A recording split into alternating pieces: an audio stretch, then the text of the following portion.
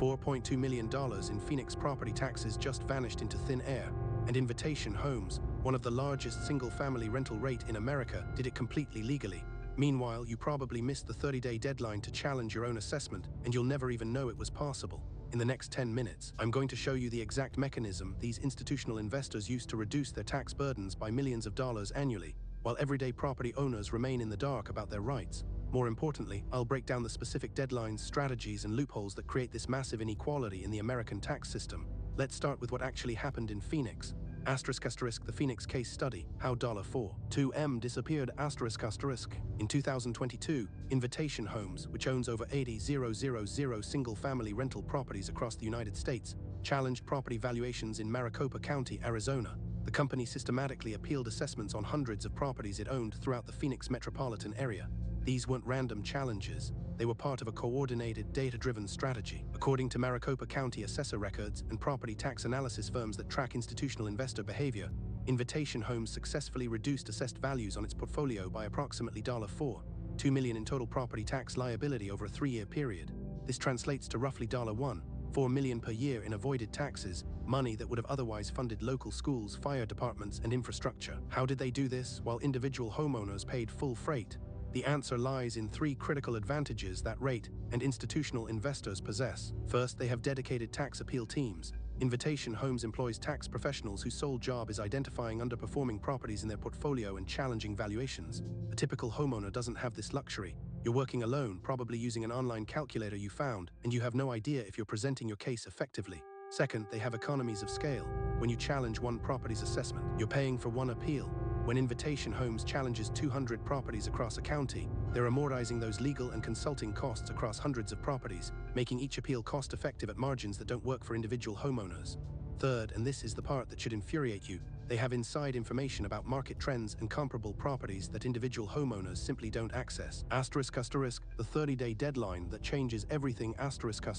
Now let's talk about that 30-day deadline, because this is where the real inequality emerges. In most American counties, property tax assessments are mailed to homeowners in early spring. You have approximately 30 days, sometimes fewer in certain jurisdictions, to file a formal written protest or appeal. Miss that window by even 1 day and you've surrendered your legal right to challenge that assessment for the entire year. According to the Lincoln Institute of Land Policy, fewer than 3% of residential property owners file any kind of tax appeal in a given year, despite studies suggesting that 10–15% of properties nationwide are overassessed. That gap between 3% and 15% represents billions in overpaid taxes. Why do so many people miss the deadline? Several factors. Factor 1. Notification issues.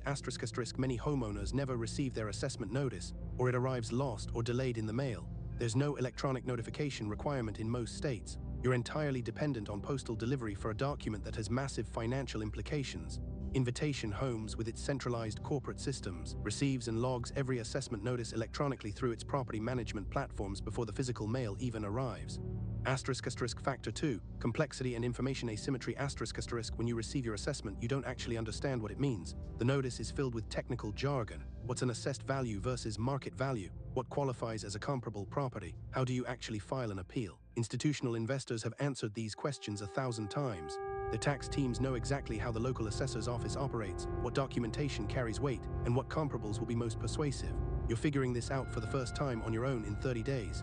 Factor 3. Psychological barriers. Challenging a government assessment feels confrontational. Many homeowners assume the government got it right, and that challenging it is futile or will result in retaliation. There's a mental friction that doesn't exist for corporate entities. An Invitation Homes tax strategist doesn't feel uncomfortable disagreeing with an assessor. It's literally their job. How institutional investors actually win these appeals. Let me walk you through the exact process that Invitation Homes and similar REIT use to systematically reduce their tax burdens. Step 1. Data analysis and identification. Institutional investors use sophisticated analytical tools to compare their property's assessed values against actual market sales data. They're looking for outliers, properties that are assessed at 15%, 20%, or even 30% above comparable recent sales. For example, let's say Invitation Homes owns a 3-bedroom, 2-bath house in Tempe, Arizona, assessed at $350,000. Their database shows that 3 comparable properties within a quarter-mile radius sold in the last 18 months for $275,000, $282,000, and $268,000.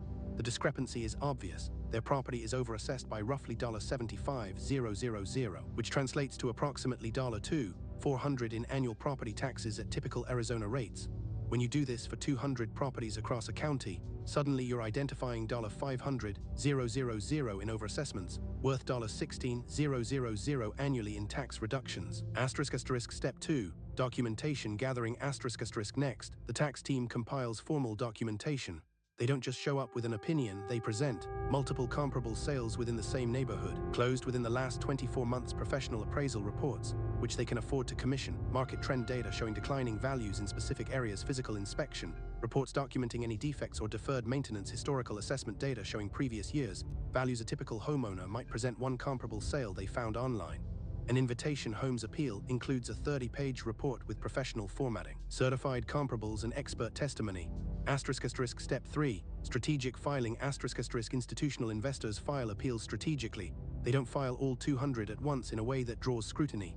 They space them out, often targeting specific neighborhoods or property types that show clear overassessment patterns. They also know which assessors' offices are more responsive to data-driven appeals versus which ones require actual hearing attendance.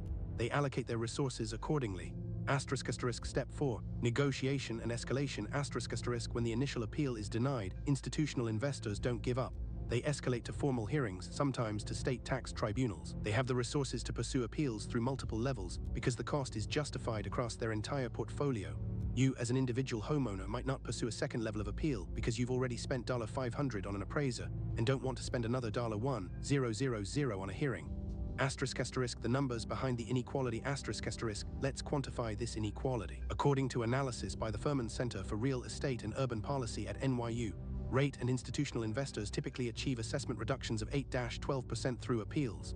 For $300,000 property, that's a $24,000, $36,000 reduction in assessed value. At an effective property tax rate of 1–2%, roughly the national average, that's $288, $432 in annual tax savings per property. For 500 property portfolio, that's $144,000, $216,000 in annual tax savings. Now, if you're a homeowner and you achieve the same 8–12% reduction through an appeal, you're saving $288, $432 annually. But you had to spend $300, $600 on an appraisal to do it, plus countless hours of research and filing. Your net benefit in year one is marginal. For the REIT, their cost per appeal is maybe $50, $100, because they are doing hundreds simultaneously. This is why institutional investors win the tax appeal game while individual homeowners don't play at all. What you can actually do. Here's the practical action plan. First, mark your calendar now for assessment notice season in your county, typically February through April. Create a calendar reminder for the deadline date. Don't rely on yourself to remember. Second, when you receive your assessment, immediately pull up 3 comparable properties that sold in your neighborhood in the last 18 months. Use Zillow, Redfin, or your county's public property records. Compare square footage, lot size, age, condition, and sale price. Third, if your assessed value is more than 5–10% higher than the average of your comparables, file an appeal. Most counties allow online filing now. The process typically takes 30 minutes. Fourth, if your appeal is denied at the first level, consider paying for a professional appraisal, $300, $500, and appealing again if the overassessment is significant enough, typically $50,000 plus. Fifth, and this is crucial, keep documentation of everything. Save emails, copies of your appeal, the assessor's response. This creates a paper trail that matters in future years. Why this matters beyond your taxes. This isn't just about your personal tax burden, though that's certainly important. When institutional investors systematically reduce their tax obligations, that burden shifts to someone else, typically owner-occupants and smaller investors who lack the resources to appeal. The result is a regressive tax system where ordinary homeowners subsidize REITs' tax strategies. Your kid's school funding is slightly lower because $2 million in Phoenix tax revenue disappeared. Your local fire department is slightly under-resourced because of this dynamic replicated across hundreds of jurisdictions nationwide. Institutional investors aren't breaking the law. The tax appeal system is legally available.